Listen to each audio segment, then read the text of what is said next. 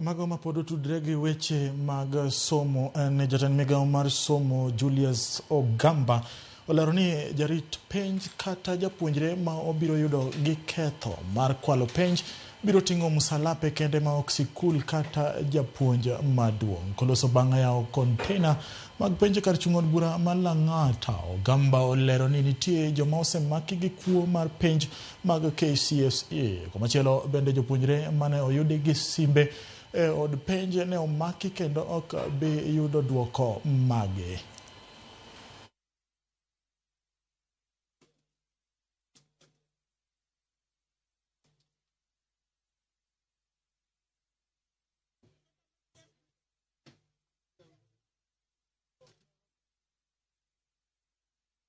You're working very hard. You wake up very early.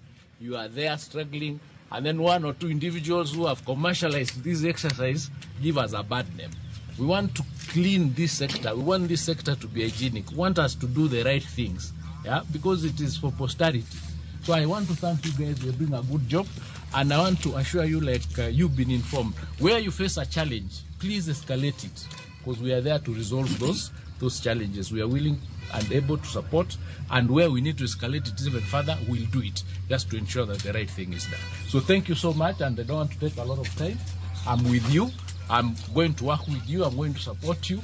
But similarly, when you we find that you've done something wrong, be sure that I will be on the other side.